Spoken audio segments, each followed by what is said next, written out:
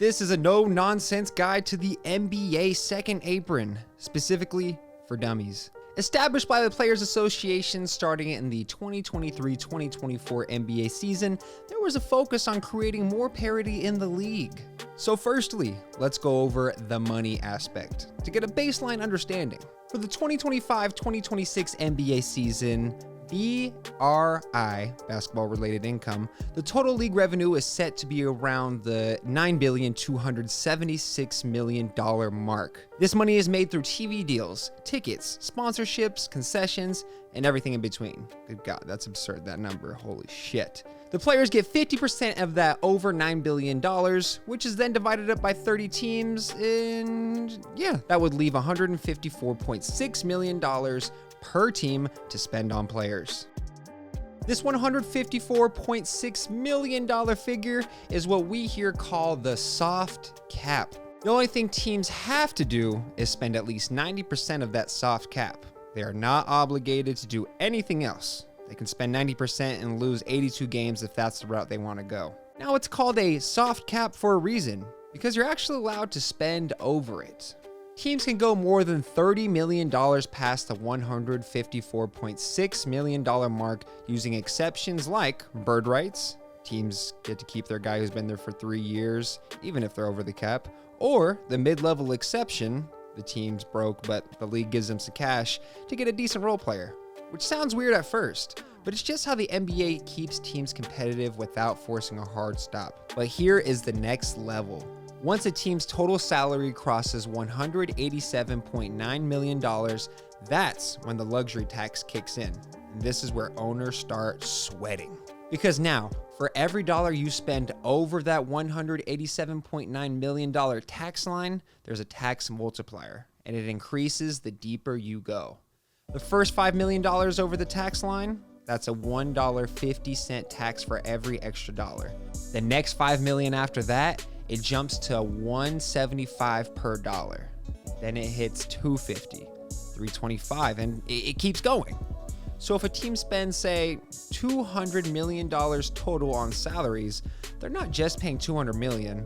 They'll owe around $21.5 million in taxes on top of that, making the real cost $221.5 million. And that's why you'll hear owners crying poor or teams desperately trying to shed contracts in July. The luxury tax just isn't a slap on the wrist, it's a full-on gut punch to the wallet. And if you keep overspending year after year, that's when the repeater tax makes it even worse. But wait, it gets spookier. Because if you go even further beyond that, you're not just paying money, you start losing tools.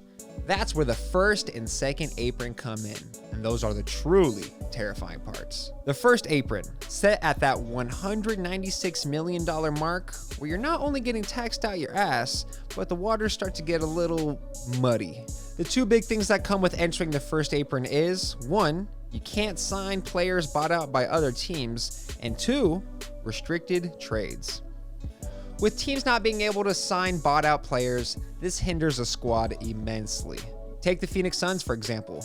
Damian Lillard was injured, bought out, and potentially a point guard that the Suns would have considered signing. But as long as they're over that first apron mark, they weren't able to. With the restricted trade aspect, the NBA states that a team over the first apron cannot take back more salary in a trade than they sent out. It has to be even or at a lesser value. They also can't use previously acquired mid-level exceptions. Remember that thing, the mid-level exception? Where a team is given the chance to out a role player if they're broken over the cap? Yeah, not for you, bitch-ass first apron teams. Now, where shite gets crazy, scary, spooky, even hilarious, is past that $208 million mark. When we're talking penalties, this is where you get the real ones. Once again, a reminder, you are getting taxed out of your ass. If you pay $215 million for a player, that adds an additional $72.68 million. You better be a damn good team. But millions aside, what limitations are brought to you by entering the second apron? For starters, everything that was a part of being in that first apron applies here too. But exclusively in the second apron, you can no longer trade first-round picks that are 7 years in the future. Okay, I guess that kind of sucks. Next, you can't trade multiple players in the same deal. That blows. This means that you damn near can't make any kinds of trades, as a team would usually trade maybe 2 players, one making $5 million and another making $10 million, in order to get a $15 million player. That's out the window.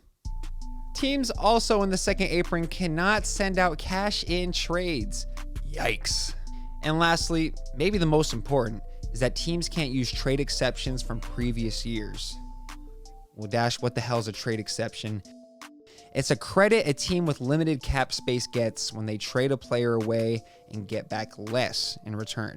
You trade away a player who makes $10 million and take back only $5 million, you now have $5 million in trade exception money. You can use that later to trade a player making up to $5 million without sending anything back in salary. But under the second apron, that money is poof, gone, done with. That is what the second apron does to your favorite team. So now I ask you, Dash and Hoopers, is this a good idea? Did they consider the fact that this might hinder amazing homegrown teams such as the Oklahoma City Thunder? Is it a good thing to stray away from the making of dynasties? You let me know down in the comments below, ladies and gentlemen. Remember to like, subscribe, and drop a comment. But most importantly, have a phenomenal rest of your day.